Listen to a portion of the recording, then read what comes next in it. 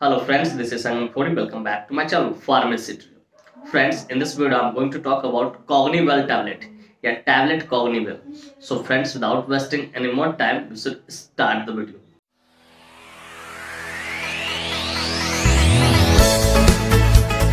Friends, जब video सिर्फ जानकारी के उद्देश्य से बनाया, इस वीडियो को देखने के बाद कोई भी मेडिसिन आप खुद से इस्तेमाल ना करें, कब तक सेल्फ मेडिकेशन ना करें.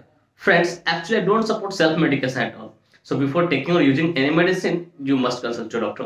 कि कोई भी दवा लेने से पहले या इस्तेमाल करने से पहले आप अपने डॉक्टर से एक बार जरूर कंसल्ट करें. तो फ्रेंड्स, चलिए वीडियो की शुरुआत करते हैं. फ्रेंड्स, आज का हमारा टॉपिक है कॉग्निवेल टैबलेट. फ्रेंड्स, कॉग्निवेल टैबलेट एक बहुत ही शानदार, बहुत ही प्रचलित प्रेस्क्रिप्शन मेडिसिन है जिसका इस्तेमाल हेड इंजरी या ब्रेन इंजरी वाले केस में करते हैं. फ्रेंड्स, थोड़ा देर पहले मैंने क्या बोला कि ये क्या है, प्रेस्क्रिप्शन मेडिसिन है. चलिए जरा इसे क्लियर करता हूँ. डियर व्यूअर्स, प्रेस्क्रिप्शन मेडिसिन कहने का अर्थ होता है कोई भी वैसा मेडिसिन जिसे परचेज करने के लिए, खरीदने के लिए हमें डॉक्टर की प्रेस्क्रिप्शन की जरूरत हो, उसे हम लोग प्रेस्क्रिप्शन मेडिसिन बोलते हैं. और यह मेडिसिन खासकर न्यूरो फिजिशियन जो होते हैं या न्यूरो सर्जन, उनके द्वारा एडवाइस की जाती है. ठीक है फ्रेंड्स, मैं उम्मीद करता हूँ ये शॉर्ट इंट्रो आपको बढ़िया से समझ में आ गया. फ्रेंड्स, यह मेडिसिन कॉग्निटिव इनहैंसर कैटेगरी से बिलोंग करता है. अब जाहिर सी बात है, मैंने इस टर्म का इस्तेमाल किया है तो मेरे व्यूअर जानना चाहेंगे, पूछना चाहेंगे, sir what is the exact meaning of cognitive enhancer. तो डियर व्यूअर्स, मैं कोशिश करूंगा कि सरल से सरल, सिंपल से सिंपल शब्दों में आपको समझाऊं ताकि आप अच्छी नॉलेज यहां से गेन कर सको और उसका यूटिलाइज कर सको. तो डियर व्यूअर्स, कॉग्निटिव इनहैंसर कहने का अर्थ था कोई भी वैसा मेडिसिन, चाहे टैबलेट फॉर्म में हो, सिरप फॉर्म में हो या कैप्सूल फॉर्म में हो, कोई भी वैसा मेडिसिन जो क्या करे, आपके मेमोरी को इंक्रीज करे. ठीक है, मेमोरी को इंक्रीज करे, ब्रेन फंक्शन को इंप्रूव करे. ठीक है, साथ ही साथ एनर्जी लेवल को बढ़ाए. तो वैसे सारे मेडिसिन जो आपका मेमोरी को क्या करे, इंप्रूव करे, सुधारने का काम करे, और कुछ भूल रहे तो उसको सही करने का काम करे, ब्रेन को फंक्शन को सही करने का काम करे, और साथ ही साथ एनर्जी लेवल को सही करने का काम करे. तो वैसे सारे मेडिसिन को हम लोग क्या बोलते हैं, ये बोलते हैं कॉग्निटिव एनहांसर कैटेगरी का मेडिसिन. कॉग्निटिव मतलब सिंपली इतना समझिए कि ब्रेन का जो फंक्शन है उसको जो इंप्रूव करने का काम करे, प्रॉपर ढंग से काम करने के लिए मजबूर करेगा, कंपेल करेगा. ठीक है, वैसे सारे मेडिसिन को हम लोग क्या बोलते हैं, कॉग्निटिव एनहांसर कैटेगरी का मेडिसिन बोलते हैं. डियर व्यूअर्स, मैं उम्मीद करता हूं कि ये बातें आपको बढ़िया से समझ में आ गई. फ्रेंड्स, चलिए अब बात करना चाहें कौन सी कंपनी इसको मैन्युफैक्चर करती है, क्या इसके अंदर मॉलिक्यूल्स पाए जाते हैं, क्या इसके यूसेज होते हैं, क्या इसके कंट्रोल इंडिकेशन होते हैं, क्या इसके साइड इफेक्ट होते हैं, क्या इसके डोज होते हैं, और क्या इसके मोड ऑफ एक्शन होते हैं. इन सारी बातों को हम लोग समझेंगे इस वीडियो में बहुत डिटेल से. Friends, I will make you understand each and everything in a very simple way.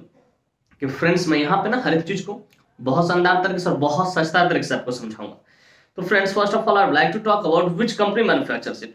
कि फ्रेंड्स, चलिए सबसे पहले हम लोग ये जान लेते हैं कौन सी कंपनी है जो इस मेडिसिन को मैन्युफैक्चर करती है. तो फ्रेंड्स, इस मेडिसिन को लिनक्स फार्मास्यूटिकल इंडस्ट्री द्वारा मैन्युफैक्चर किया था, जो कि अपने आप में काफी हाईली रेप्यूटेड फार्मास्यूटिकल इंडस्ट्री है. Friends, this medicine is basically manufactured by Linux pharmaceutical industry. Friends, के एक स्ट्रिप में ना 10 टैबलेट्स होते हैं जिसकी कीमत मार्केट में लगभग 280 रुपए से लेकर 290 रुपए के आसपास होती है और उतने में अवेलेबल हो जाती है. फ्रेंड्स, मैं यहाँ पे एस्टिमेटेड प्राइस बता रहा हूँ, एग्जैक्ट नहीं बता रहा हूँ, वो अपना खुद देख लेना, क्योंकि प्राइस हमेशा टाइम टू टाइम क्या होता है, वेरी होते रहता है, बदलते रहता है. तो डियर व्यूअर्स, मैं उम्मीद करता हूँ कि ये बातें आपको बढ़िया से समझ में आ गई कि कौन सी कंपनी इसको मैन्युफैक्चर करती है और इसके कौन सी कंपनी इसको मैन्युफैक्चर करती है और इसके एक स्ट्रिप की कीमत कितनी होती है. ठीक है फ्रेंड्स, अब बात करना चाहेंगे इसके मॉलिक्यूल्स के बारे में कि which molecule is basically found in this medicine. Basically जो मेडिसिन आप देखते हैं कॉग्निवेल, इसके अंदर कौन सा मॉलिक्यूल्स पाता है. तो फ्रेंड्स, बेसिकली इसके अंदर 3 मॉलिक्यूल्स पाते हैं और तीनों अलग अलग अमाउंट में पाए. तीनों का जो अमाउंट होता है वो अलग अलग होता है.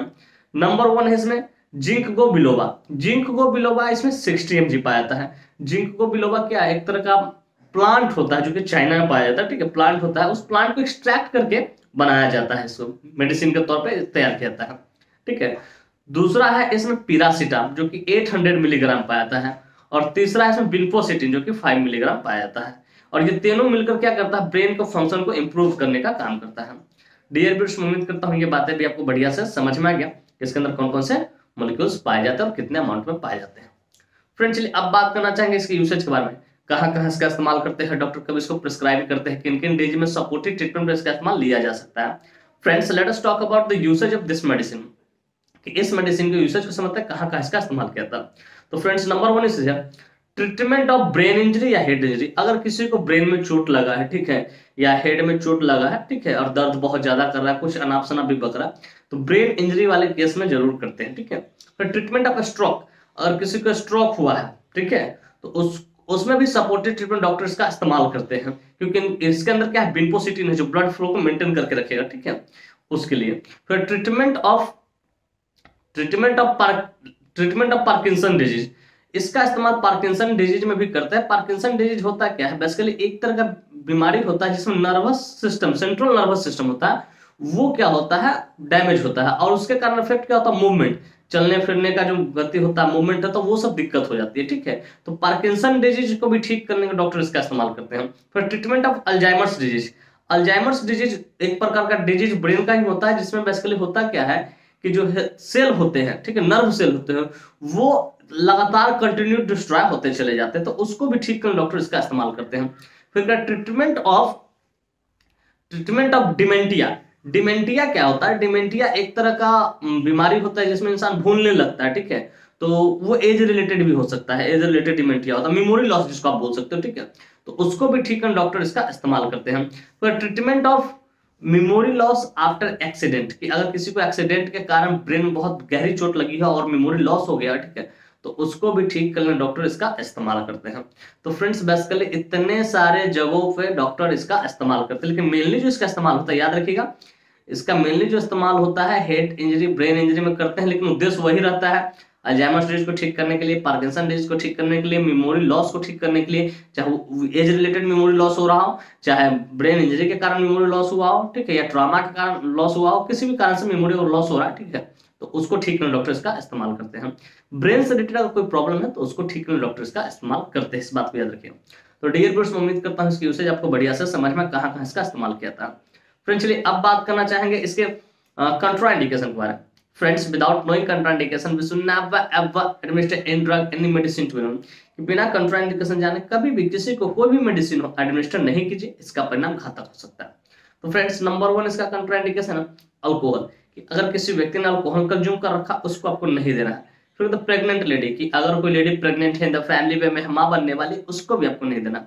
फिर द ब्रेस्ट फीडिंग मदर, अगर कोई स्त्री अपने बच्चों को दूध पिलाती है, स्तनपान कराती है, उसको भी आपको नहीं देना है। लिवर डे और किडनी डे, और कोई व्यक्ति लिवर डे और किडनी डे से सफर करा तो उसको भी आपको नहीं देना बिना डॉक्टर से कंसल्ट किए, क्योंकि डॉक्टर ही डिसाइड करेंगे सुटेबल डोज क्या होगा उस टाइप के पेशेंट के लिए। तो फ्रेंड्स मैं उम्मीद करता हूँ कंट्राइंडिकेशन भी आपको बढ़िया से समझ में आ गया, किन किन पेशेंट को आपको नहीं देना है।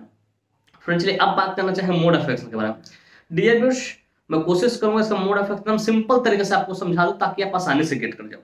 फ्रेंड्स इसका मोड ऑफ एक्शन सिंपल एक ही होता है, ये क्या करता है, ब्रेन के फंक्शन को इंप्रूव करता है, ठीक है, जिससे आपको सोचने की शक्ति, याद रखने की ताकत, क्षमता बढ़ती है, ठीक है, और साथ ही साथ एनर्जी भी आपकी बढ़ती है।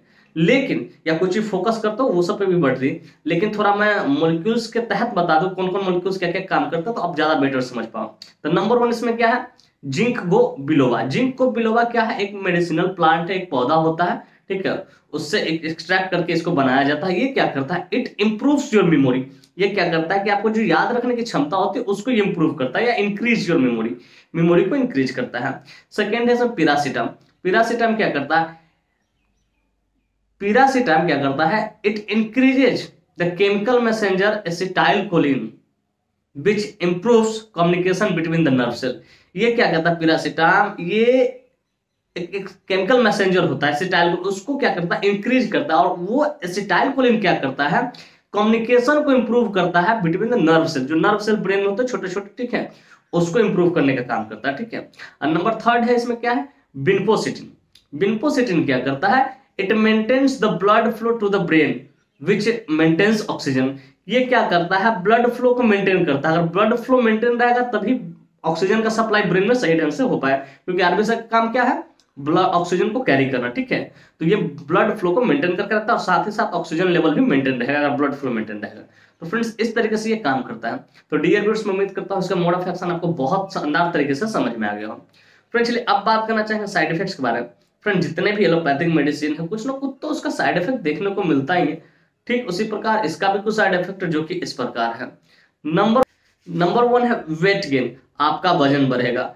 फिर कहता है फ्लशिंग, आपका जो चेहरा है, आंख है, गर्दन के आसपास में लगेगा कि जलन हो रहा है, इस टाइप का फील, गरम गरम सा फील आएगा। फिर कहता है रैशेस, आपके जो हाथ पांव है इस समय रेड रेड स्पॉट हो जाएगा, चक्कर टाइप का, दाने टाइप का हो जाएगा, ठीक है। तो ये कुछ इसके साइड इफेक्ट है। इस तरह कोई भी साइड इफेक्ट दिखे आप तुरंत अपने डॉक्टर को कंसल्ट करें, उन्हें इन्फॉर्म करें कि सर मुझे इस तरह की परेशानी हो रही, तो हो सके इसके जगह पर डॉक्टर दूसरे मेडिसिन को आपको एडवाइस करेंगे या दूसरे मेडिसिन को लिखेंगे। तो डियर फ्रेंड्स, मैं उम्मीद करता हूँ इसके साइड इफेक्ट भी आपको बढ़िया से समझ में आ गया। फ्रेंड्स अब बात करना चाहें डोज के बारे में। फ्रेंड्स डोज हमेशा डिपेंड करता है एज पे, बॉडी वेट पे, सिविलिटी पे, जेंडर पे, इन सारी चीजों पर डोज डिपेंड करता है। लेकिन यहाँ जो मैं डोज बताने जा रहा हूँ एडल्ट के लिए बताने जा रहा हूँ, जिनकी उम्र 18+ उनके लिए 1 into BD पॉजिटिव, एक गोली सुबह एक गोली शाम खाना खाने के बाद इसको खाया जा सकता है, लिया जा सकता है। तो डियर फ्रेंड्स, मैं उम्मीद करता हूँ कि इसके डोज भी आपको बढ़िया से समझ में आ गया। फ्रेंड्स मैं उम्मीद करता हूँ ये बातें आपको स्पष्ट तरीके से समझ में आ गया कि कॉग्निवेल टैबलेट क्या होता है, कौन सी कंपनी इसको मैन्युफैक्चर करती है, क्या इसके अंदर मोलिक्यूल्स पाए जाते हैं, क्या इसके यूसेज होते हैं, क्या इसके कंट्राइंडिकेशन होता है, क्या इसके मोड ऑफ एक्शन होता है, क्या इसके साइड इफेक्ट होता है, क्या इसके डोज होते हैं। और साथ ही साथ मैं ये भी उम्मीद करता हूँ कि मेरी ये वीडियो काफी इन्फॉर्मेटिव, काफी इंटरेस्टिंग, काफी जबरदस्त लगी होगी आपको, और मेरे इस वीडियो से ना आप लोग बहुत कुछ सीखने को मिला हो। फ्रेंड्स बाकी में मेरी वीडियो इन्फॉर्मेटिव इंटरेस्टिंग लगी हो, friends if you find this video informative interesting, hit the like button, subscribe my channel and don't forget to share it with your medical friends and common friends. Thank you for watching this video. Bye bye, take care, फिर मिलते हैं next video में। तब तक के लिए स्वस्थ रहिए, मस्त रहिए, ख्याल रखिए अपना अपने परिवार का। थैंक यू, धन्यवाद।